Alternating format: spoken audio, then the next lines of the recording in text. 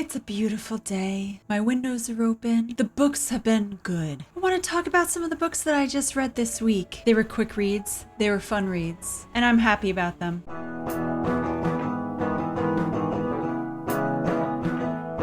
Let's start off with one that I listened to an audiobook, and it was The Summer of You and Me. I almost bought this back in like April or something when I saw it at the Barnes & Noble, but I put it on hold, and I'm glad I did because I got to find this on my Hoopla, so it was free to listen to. I listened while I was doing my quilting, as well as cooking a meal or two. I saw that this is a Christian fiction book. There's really only like 2 times they talk about going to church. I don't find this to be a Christian fiction book. I find this to be a clean romance though, so if you like those, this is good. There's nothing bad in this. There is like a scene where they're like really getting at it with kissing though, so if you're like, whoa there, that's a little too much, I'm just warning you. There is a juicy kissing scene.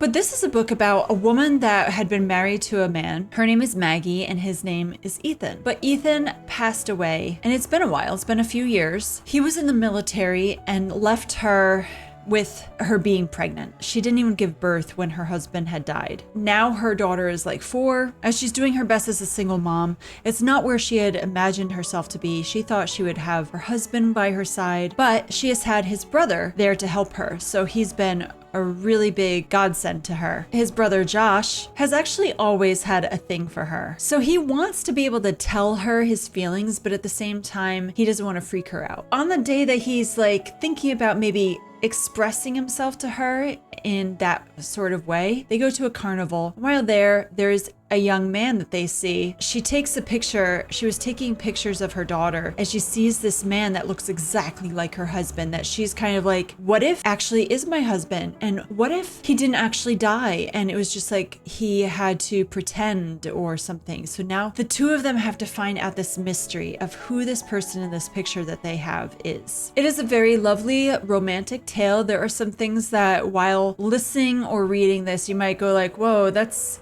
a little crazy, and there are presumed things that happen, but it was a very good story. I liked this. It was something that was nice for a summer book. I'm glad that I listened to it. Shout out to Amanda, who kept talking about it on her channel, that I was like, okay, all right, let's get to it. But I'm glad I did. I had been reading the Hercule Poirot books for a couple years now. Number 12, I think it was, which is Death in the Clouds. This actually was one that I thought was really good. There are some where I'm like, okay, that was all right. But this one I really enjoyed. Death in the Clouds, Hercule Poirot always finds himself surrounded by these people that end up killing someone, and he tries to solve the mystery. These Agatha Christie books are always so fascinating with how there's always like a whodunit in groups. I find that very interesting because usually you don't hear about people dying in groups, but in her books, all the time. So for this one, he's on a plane and this woman dies, and so he's like,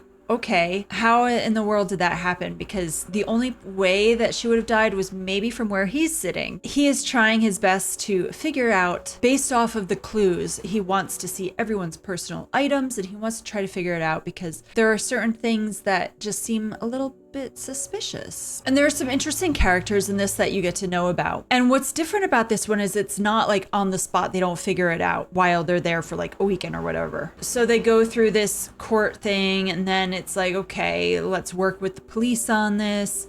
So there is a little bit of an investigation and trying to solve it in that way. What I like about this is the fact that we actually learn a lot about different characters, and there's not enough information for some characters. So I really liked how this one developed compared to others. It wasn't my favorite of the Hercule Poirot books, but it was definitely a good one. Okay, you know, I had read the first 2 books of the Emma M. Lyon series. These are journals. It's set in 1883. So I read the 3rd and the 4th one. Oh my goodness, these were amazing. This one is my favorite out of the 4 that I've read. The 3rd one, just so amazing. If you have not heard of or read the Emma M. Lyon journals, they are stunningly written.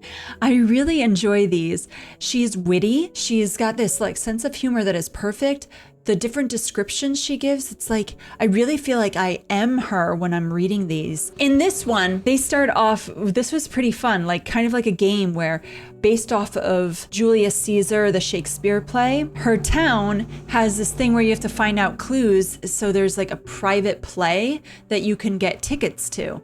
So she goes with her cousin who is like horrible to her, and the two of them try to find these clues. But the way that she goes about it is just very interesting. There's some trouble that she gets into. All of these books, she kind of gets into some sort of trouble. This one was really fun.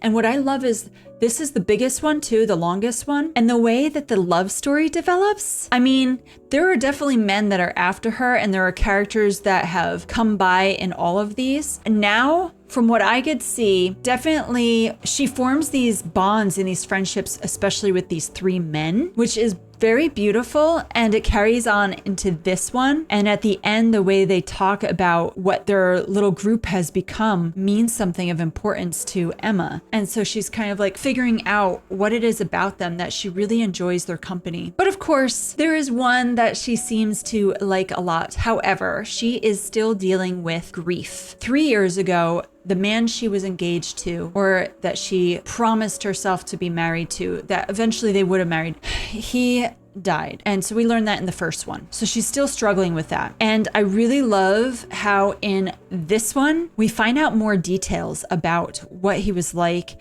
maybe what happened in his last days. And there's some things that get revealed. It's really heartbreaking. This one is a very sad one. Plus, it's set in September and October. While this is summer, so it's more fun. It is August going into September. So it's like, I feel like this was perfect to read for this time of year, both of these, to have that summer going into the end of summer into the start of autumn. That was really cool. I love these. There's so much I would love to say about them, but I can't give any spoilers away if you haven't read the first two. Emma Lyon, she has this house that she sort of owns, but she kind of shares it with her cousin. She gets someone that stays as a tenant who rents, and she's formed a bond with this renter. They have had like a really good friendship, and I love how you learn so much more about him in these two books. That was really good. He was very mysterious, but now like you know a lot more. So I look forward to reading the rest of them. I am just slowly going through these. I've been buying 2 at a time and reading them when I get a chance. So I don't have any more yet, but I will be getting these.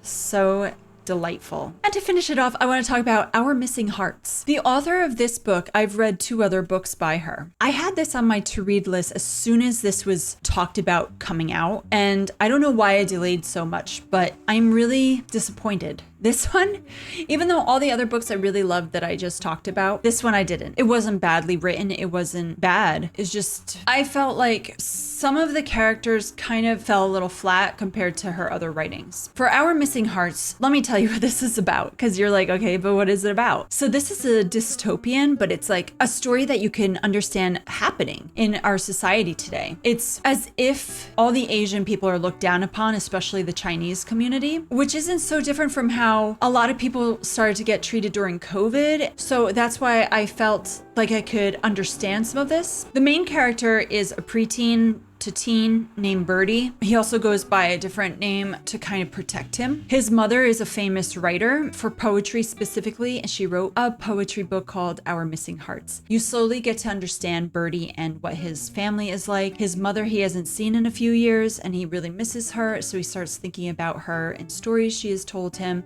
His father kind of doesn't want to talk about her, and that's hard for him. But at the same time, he has this best friend, and the best friend is kind of getting in trouble. And there are lots of these children, they're being put into foster homes and told that they have to live in a certain way, that they can't be with their families anymore. And it's just really upsetting. So then you learn about what life in that culture is like for them. It starts out a bit slow. And then we get to a point a little bit more than halfway where we learn a lot more. I don't know. This has language in it. It has some content that I don't really appreciate, honestly. I gave this one 2 stars. Regardless, it was nice to read this finally. And I did DNF a couple books in the past couple weeks. That wasn't easy to do. There was even one that I was getting so tired while reading it, and I just couldn't get into it at all. I felt no connection.